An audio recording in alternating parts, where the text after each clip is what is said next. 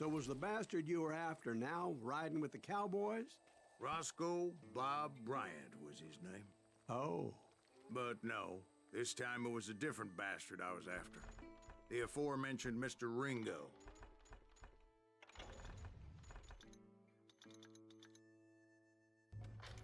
And yes, he was working for Old Man Clanton.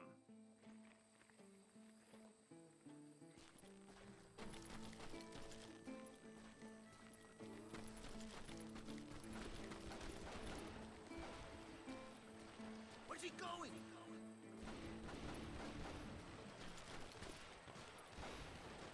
I came upon them robbing a stagecoach, which wasn't surprising, being they were such murderous thieves and bastards. The bandits wore red scarves, so I knew they worked for the old man. Over there! I did my best to help those poor passengers.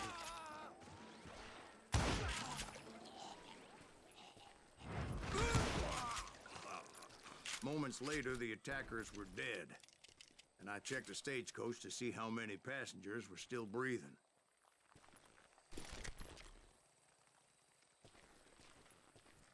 None.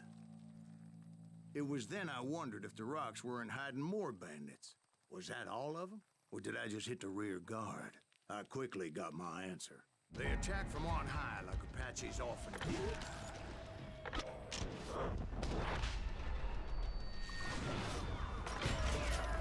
They would appear in great numbers from above and rain down lead on their hapless enemies' heads, making use of the high ground and whatever else they had. Yep, the Apaches always appeared out of nowhere, and there never seemed to be an end to them. Hold on. Were you attacked by Apaches? What happened to the cowboys? Did I say they were Apaches? I said Clanton's cowboys attacked me Apache style. I was in a pitched battle, but I was holding my own against an overwhelming enemy force. Shoot that rubber son of a bitch! See, at the time, I was still pretty green, and often blunder into regrettable situations.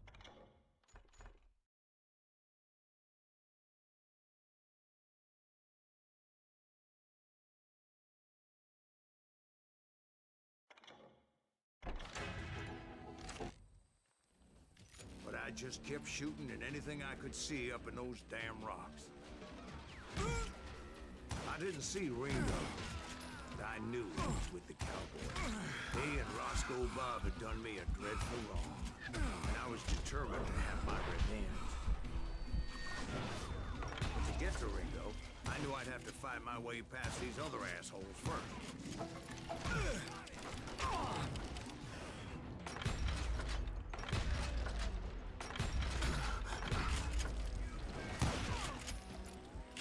Unfortunately, I was running out of ammo.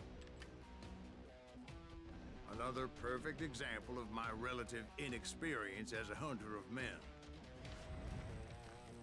I immediately knew that a tactical retreat was called for, as my vengeful fury was much less impressive without the bullets to back it up.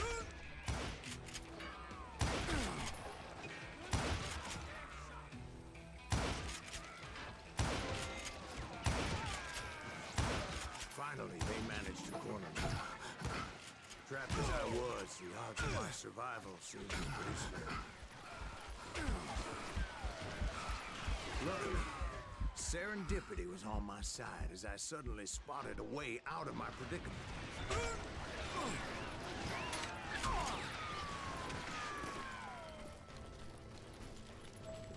He's getting away! I ran ahead as if the devil himself was after me. Bullets were whizzing by my ears, but I wasn't about to roll over and die. I just kept running like there was no tomorrow. Because there wouldn't be if Clanton and his men caught up with me. As I was scurrying around those caves, I thought, what was I thinking, going up against a gang like this?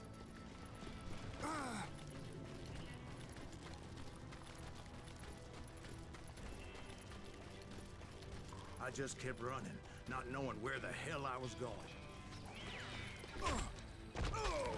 And that's when something miraculous happened. Like manna from heaven. I found the desiccated remains of what looked like an Apache warrior. The old weapon next to him supplied me with some much-needed ammunition.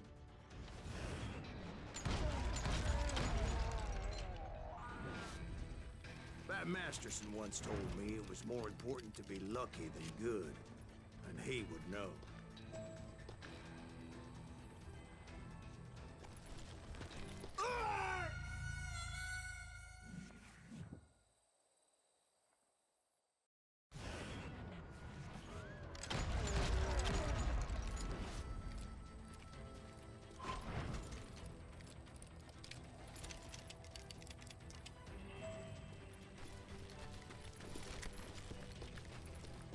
And imagine my surprise when I found a fistful of dynamite to go along with that ammo.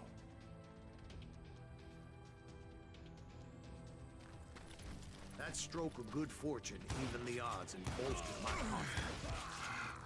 It was time to turn the tables. Time for the prey to become the predator. Time for the hunted to become the hunter. Time. All right, Jesus, we get it. They were right where you wanted them. That's right, Jack. I was done running. And the old man's boys were not expecting that. No, sir. I came at them like a wildcat. My fury knew no bounds. It was finally time for that old man to pay for his sins.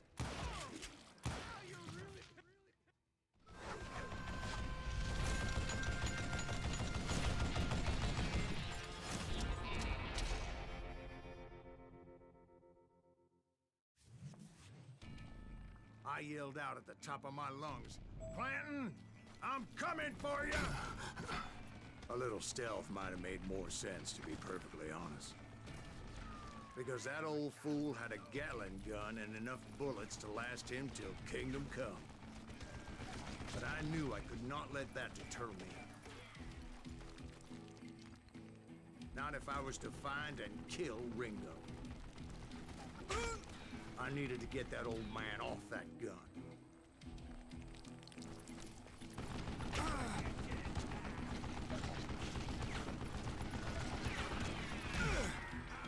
Gotta reload.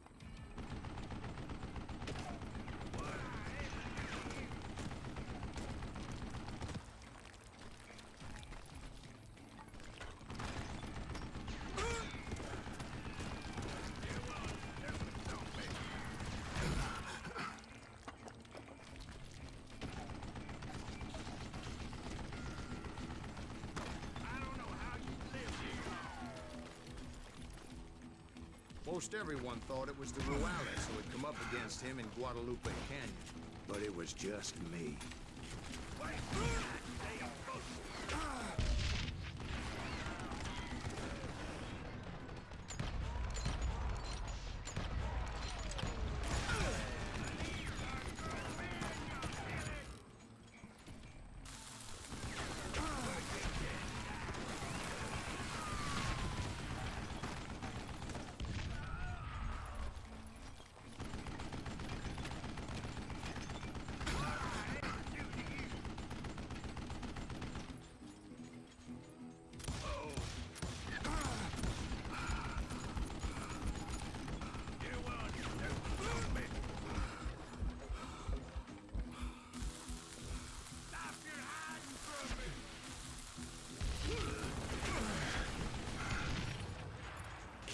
Apparently, one of the cowboys made it out of there alive and told Ike and Billy Clanton that it wasn't a Mexican who took their father's life that day.